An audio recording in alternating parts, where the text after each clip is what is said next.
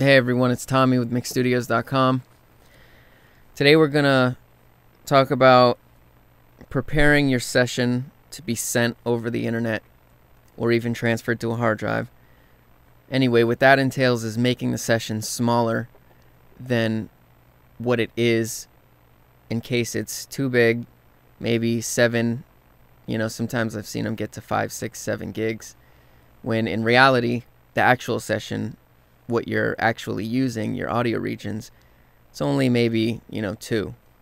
Sometimes you can get them down to even like 1 gig. So what you want to do first is you want to open up your original session. Okay, so this is my original session, and what I want to do is I want to copy this entire session to another place on my computer. And another reason you want to do this, which is save copy in, is because if you drag and drop sounds into Pro Tools and you drag this session over to another hard drive and take it somewhere else, those audio files might go missing. So using the save copy in feature copies the actual audio from where you dragged and dropped it to the session audio files folder. Okay, now when you go to save session copy, when you go to save copy in, you want to make sure you check all audio files, and you can check the session plugin settings folder also. So go ahead and do that, hit OK. I'm just going to copy this to my desktop for now. It's going to always add copy of and whatever your session name is. I'm going to hit save, and I'm going to cut the video. Okay, so the session is almost finished copying. Alright, now that it's done, we're going to close this session, which is my original session. And now I have the save copy in that I saved, which is right here on my desktop. I'm going to go ahead and open that, and I'm going to go to the new session that I just saved.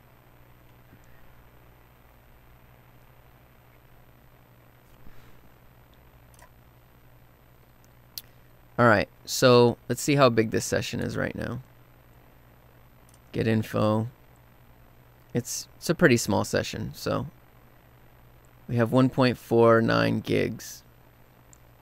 So this is how we make it a little smaller.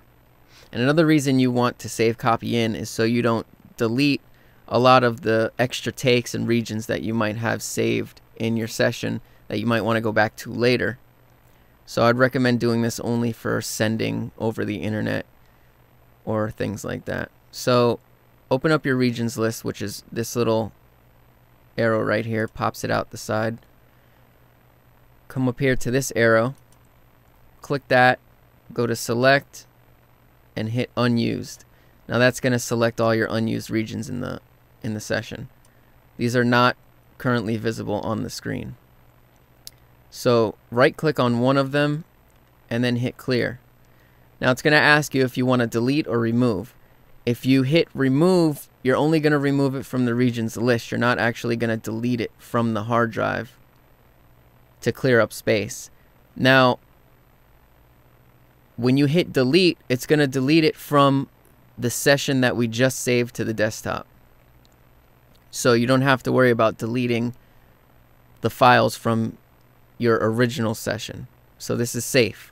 So you're going to have to hit delete, and then it's going to ask you again. Now Pro Tools doesn't allow you to select all, so you're just going to have to keep hitting yes.